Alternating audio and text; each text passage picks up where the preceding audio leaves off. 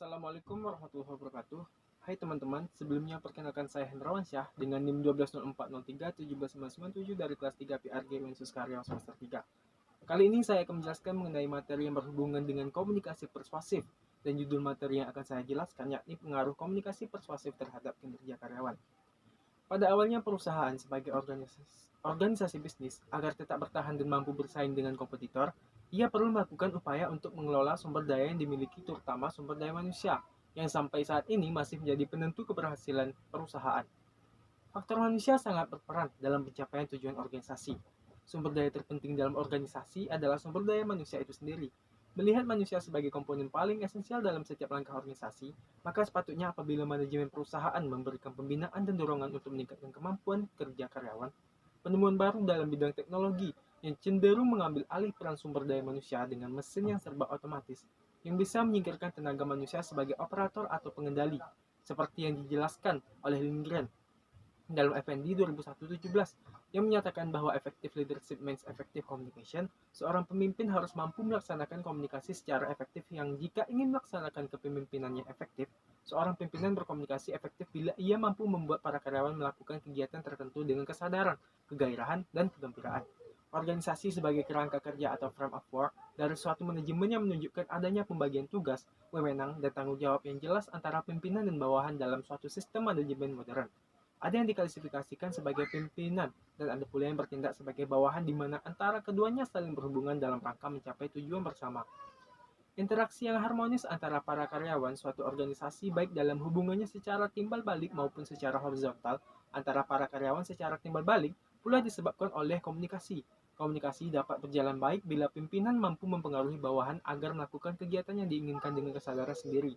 Pemimpin harus bersifat persuasif dalam berkomunikasi, seperti Wijaya 1997 yang mengungkapkan. Dengan demikian dapat dikatakan bahwa menggunakan teknik komunikasi persuasif ini tidak lain dari suatu usaha untuk meyakinkan orang lain agar berbuat dan bertingkah laku seperti yang diharapkan komunikator, dengan cara membujuk tanpa memaksanya atau tanpa kekerasan.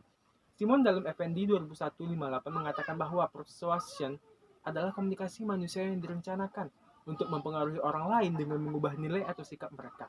Kemampuan pimpinan berempati kepada karyawan dalam konteks organisasi, ia merupakan salah satu faktor penting. Adanya kemampuan untuk berempati kepada karyawan, pimpinan biasa mengetahui perasaan karyawan dengan lebih mendalam dan akan lebih mudah untuk dihimbau melakukan sesuatu yang pimpinan inginkan. Beberapa metode dalam komunikasi persuasif yang dikemukakan oleh Effendi 2022 adalah yang pertama adalah asosiasi, yakni asosiasi adalah penyajian pesan komunikasi dengan cara menumpangkannya pada suatu objek atau peristiwa yang sedang menarik perhatian khalayak.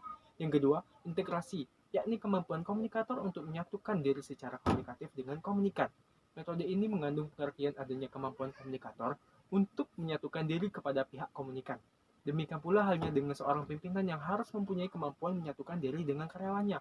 Dalam hal ini, merasa senasib dengan karyawannya sehingga dapat memberikan tanggapan yang berupa tindakan atau perilaku.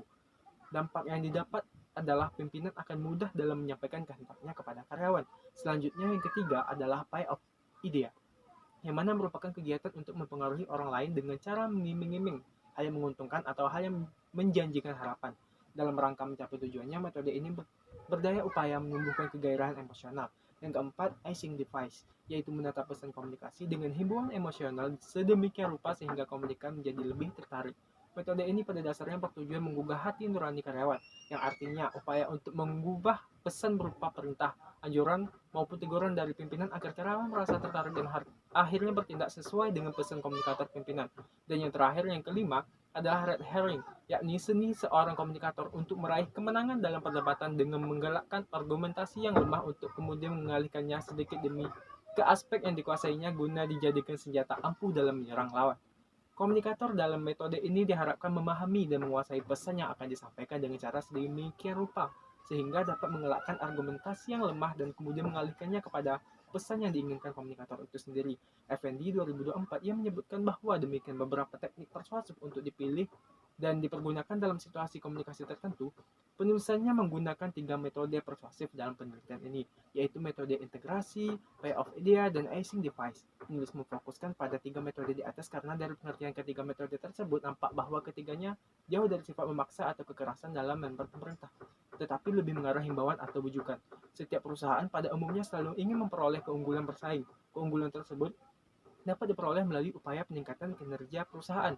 Semakin tinggi kinerja yang dicapai, maka semakin tinggi pula harapan untuk mencapai tujuan perusahaan. Batasan tentang kinerja dapat dilihat dari berbagai sudut pandang, seperti Hasibuan 1999-126, yakni kinerja adalah perbandingan antara output dengan input.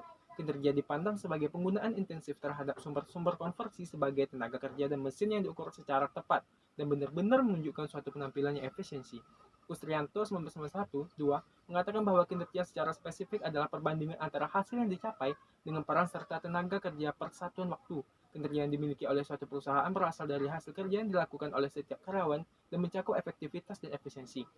Dari berbagai pendapat di atas, penulis menggunakan efektivitas dan efisiensi sebagai indikator dari kinerja. Selanjutnya dapat dijelaskan yang pertama ada efektivitas. Sudarmayanti 2059 mendefinisikan efektivitas sebagai berikut. Efektivitas merupakan sesuatu yang memberikan gambaran target dapat tercapai.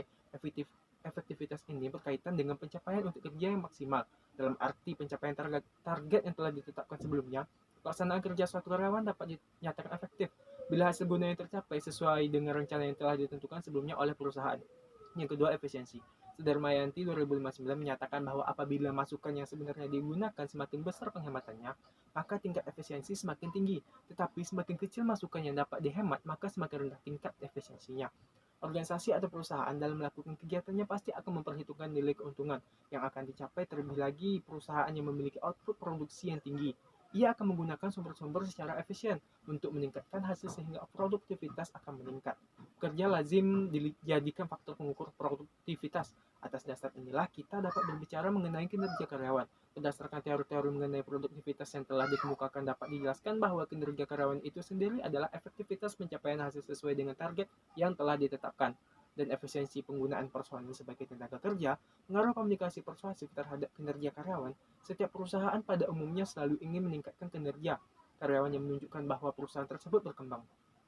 Komunikasi dalam suatu organisasi sangat penting karena salah pemberian dalam pemberian dan penerimaan dalam suatu argumentasi yang diberikan ataupun kekurangan informasi dapat menyebabkan pertentangan dalam organisasi.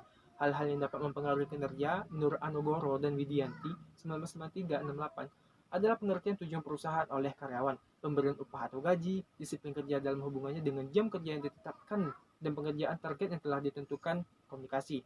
Hal ini dikaitkan dengan erat tidaknya hubungan antara karyawan upaya perusahaan dalam mencapai kinerja, dan tujuannya tidak terlepas dari adanya komunikasi. Seorang pemimpin harus berkomunikasi, harus memperhatikan aspek-aspek manusia yang dapat menggiatkan karyawan untuk bekerja sama-sama dan bekerja secara produktif. Adanya proses komunikasi persuasif, ia berarti adanya pemuasan kebutuhan bawahan, dan hal ini berdampak pada bawahan dalam melaksanakan tugasnya. Mereka akan melaksanakan tugas sesuai dengan batas-batas yang telah ditentukan oleh organisasi.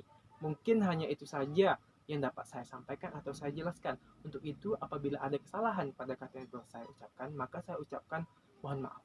Wabillahi taufiq wal hidayah. Assalamualaikum warahmatullahi wabarakatuh.